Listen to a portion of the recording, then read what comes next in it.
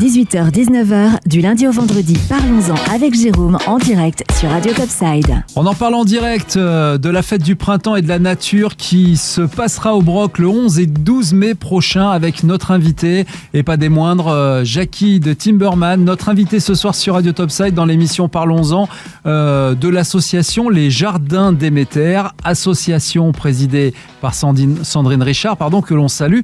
Alors Jackie, bonsoir. Bonsoir.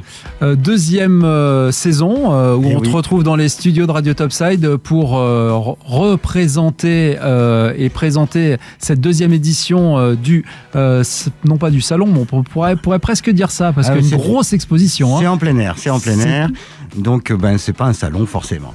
D'accord. Alors en tout cas c'est une fête, la fête du printemps et de la nature qui a vu le jour l'année dernière après la création de l'association Les Jardins Déméter. Alors Jackie, en quelques mots, peux-tu nous présenter cette association puisqu'elle a été créée finalement après la constatation de dégradation dans la nature, si je ne m'abuse? Oh oui, alors disons que je vis en pleine nature depuis 4 ans maintenant.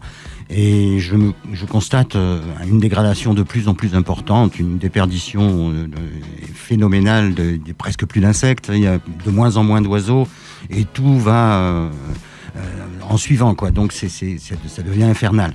Alors donc je réagis, et avec des amis, on a créé cette association pour essayer de faire prendre conscience aux gens qu'il faut quand même que l'on fasse un petit peu attention, parce que c'est notre terre-mère, quoi, c'est Gaïa, hein. On a discuté tout à l'heure hors antenne, c'est vrai que de plus en plus les gens prennent conscience que la nature est une richesse et qu'il faut en prendre soin. Tout à l'heure tu le disais encore, des gens finalement s'arrêtent sur la route pour ramasser des déchets. Oui, tout à l'heure en venant, il y avait 2 voitures qui s'étaient arrêtées, et il y avait des sacs plastiques pleins les mains, ils ramassaient les déchets avec les enfants sur le bord des routes. J'ai trouvé ça absolument fabuleux, quoi. Il faut que tout le monde mette un peu du sien, parce que sinon on n'y arrivera jamais. On ne survivra pas, c'est un holocauste. Dans la nature, c'est un holocauste. Deuxième année de cette association qui commence à regrouper un petit peu plus de monde au fur et à mesure, des gens qui prennent conscience et qui ont envie de s'impliquer. Mais oui, il y a de plus en plus de gens viennent un petit peu à notre rencontre et commencent à nous saluer, à saluer nos efforts pour essayer de faire prendre conscience aux gens. Et des nouveaux venus qui n'étaient pas du tout conscients de ce genre de choses, qui petit à petit s'y mettent également. Donc il y a vraiment des succès assez forts. Alors concrètement, les buts qui se mettent en place, qui ont démarré l'année dernière et qui continuent cette année, d'autres projets peut-être pour les années à venir pour cette association? On n'a pas encore réellement des dates, mais bon, on fait l'an dernier on a fait le nettoyage des bords de l'Estéron par exemple. Là on fait un petit peu des nettoyages par-ci par-là, mais bon, rien de très très spectaculaire, bien sûr. Ça se passe toujours plus ou moins dans des lieux peu usités. On a du mal à obtenir des autorisations de le faire dans les lieux très publics. C'est-à-dire qu'aujourd'hui, même si vous êtes prêt à titre gratuit avec l'association et des bénévoles à nettoyer la nature, on vous empêche de le faire? C'est-à-dire que nous, les endroits les plus sales, c'est les endroits les plus publics. Donc il y a de la circulation, des choses comme ça. Donc la sécurité rentre en ligne de compte. On ne peut pas non plus le faire sans autorisation. Il y a des choses à faire, c'est dans les règles de l'art, quoi. Donc on a du mal à obtenir des autorisations, on a du mal à le faire. Mais bon, on fait quand même aux alentours des petits villages, on fait des petites choses comme ça. On prévoit de faire d'autres choses bien plus à l'avenir. Voilà, alors principalement sur les villages, sur le haut pays, en montagne, c'est là où finalement il y a moins de passages et beaucoup de dégradations cachées. Il y en a, oui, il y en a. Il y a des décharges sauvages, il y a bien sûr les bouteilles en plastique, comme d'habitude, les sacs, toutes ces choses-là le long des routes. Il suffit de descendre de voiture 5 minutes, de regarder le paysage aux alentours des routes, et on voit qu'il y a des tonnes de déchets partout. Donc on essaye d'en faire un peu, mais vous repassez le lendemain, il y en a d'autres, quoi. C'est ça. C'est un cercle sans fin. En tout cas, on invite nos auditeurs à prendre conscience de tout ça. Et puis, si certains ont envie d'adhérer à ton association, l'association ou à venir C'est tout bien simplement volontiers. donner un coup de main, on donnera évidemment tous les éléments et toutes les informations tout à l'heure en fin d'interview. On va donc revenir sur l'événement, puisque c'est l'association Les Jardins Déméter qui a donc le but de la défense de la nature, qui se rassemblera pour cette occasion avec des producteurs locaux pour cet événement qui aura lieu le 11 et le 12 mai prochain de 9h30 à 18h. C'est la fête du printemps et de la nature. C'est sur la place de la Ferrage au Broc, hein, c'est ça, Jackie ? C'est ça. Et c'est pour cette deuxième année consécutive que cette fête du printemps et de la nature sera au cœur du village du Broc. Alors cette année encore, Jackie, vous allez venir nombreux à venir visiter cette journée de l'association des Jardins Déméter pour déguster des veloutés et offrir plein de belles choses avec, alors c'est énorme, plus de 30 stands qui ont joué le jeu et qui viennent sur ces deux dates du 11 et du 12 mai, le samedi et le dimanche. Est-ce qu'on peut parler un petit peu de ce programme et des producteurs locaux qui seront présents et d'autres sociétés et acteurs ? Oui, il y a, dans les producteurs locaux, on a un peu de tout. Hein. Il y a les miels, il y a les légumes, il y a... le fromage. Il va y avoir du fromage, il va y avoir enfin plein de choses, tout ce qu'on peut trouver ailleurs, hein, de toute façon. Il y aura également le bio qui sera représenté dans le sens... Très important. Oui, c'est ce qu'on prône. On prône également et avant tout un rassemblement des bonnes volontés et des gens qui travaillent avec leur cœur, hein, ce que je dis tout le temps. Vous aurez des artistes également, il y a des peintres, il y a des artistes de tous bords. Il y a un sculpteur sur un ferronnier sculpteur qui nous a fait notre logo en fer, qui est une petite merveille. On l'a vu sur notre page Facebook, Les Jardins de Déméter. Et il est splendide. Donc franchement, il y a des artistes, des vraies valeurs. Des vraies valeurs avec les métiers de bouche, comme on le disait tout à l'heure, les confitures, les sirops, la brasserie locale qui sera présente aussi. Puis des produits cosmétiques, toujours pareil, hein, sur du bio, 100% naturel et végan, avec des accessoires de beauté, savon au lait d'ânesse par exemple. Un savon au lait d'ânesse. Et puis pour les enfants, les ânesses seront là pour les faire un petit tour. Ça sera super, avec de jolies photos et puis des photographes de la nature et des librairies et des artistes peintres, comme tu le dirais. Voilà. Comme tu le disais, qui seront présents pour présenter leurs œuvres et participer à cet événement.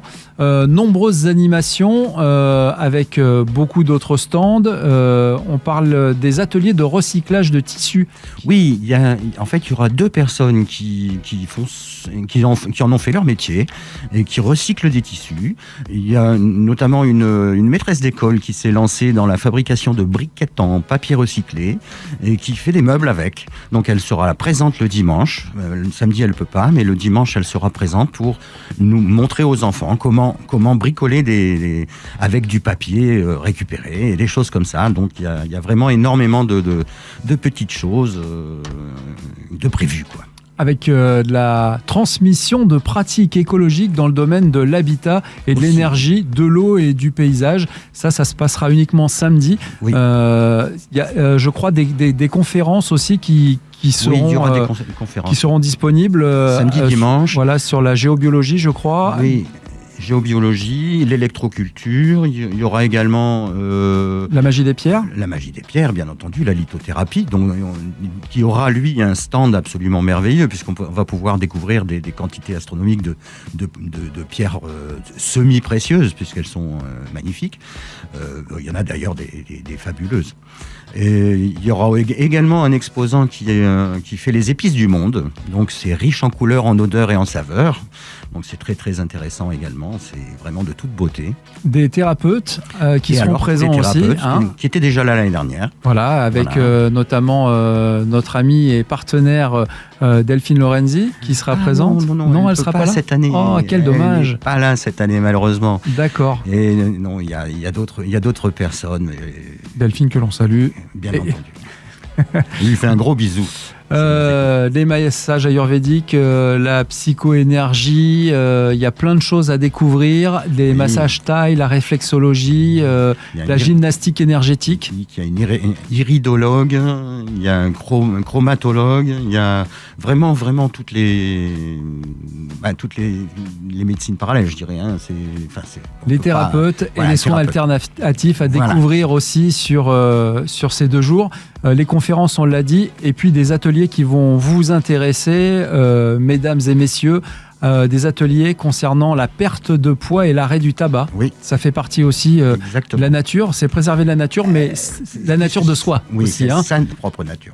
Bon, évidemment, vous le savez, pour ne rien louper et être tranquille, on vous invite pour vous rendre directement au Broc, à favoriser le covoiturage. C'est important. Oui. Hein, c'est un petit village. Hein. Il n'y a pas énormément de places de parking.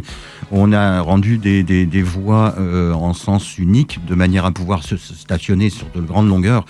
Mais bon, c'est un petit village. Un petit village qu'on vous invite à découvrir, chers amis. Ça se passe au Broc, au village du Broc, sur la place du Ferrage. Avec évidemment toutes ces informations que vous retrouvez sur notre site internet, nos réseaux sociaux, et puis évidemment des informations qu'on retrouve aussi. Et il y a une petite surprise, il y a toutes les mamies du village qui vont nous apporter de quoi nous restaurer. Ça, il faut les saluer parce qu'elles vont se donner du mal. Elles s'engagent avec nous également, donc c'est quelque chose de merveilleux. C'est un merveilleux petit village. Avec nombreux partenaires pour cet événement, et puis vous le savez, Radio Topside sera présent avec ses animateurs pour vous animer en musique et au micro, et puis parler et faire découvrir en direct tout ce qui se passe sur cette belle fête du printemps et de la nature. Merci Jackie.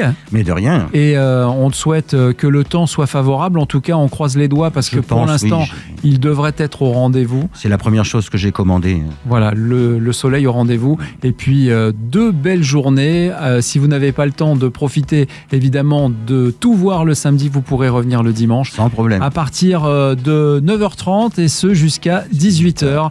Voilà, et on salue nos partenaires qui sont présents, et puis Fréquence K, la radio qui est aussi sur Carrosse, voilà, qui est là aussi pour transmettre les informations et être partenaire. On les salue. Merci Jackie. Merci à toi. Bonne fête du printemps. On se retrouve le week-end prochain pour profiter du soleil et protéger, découvrir la nature si vous ne la connaissez pas. Respirez, vous êtes sur Radio Topside, votre station de radio.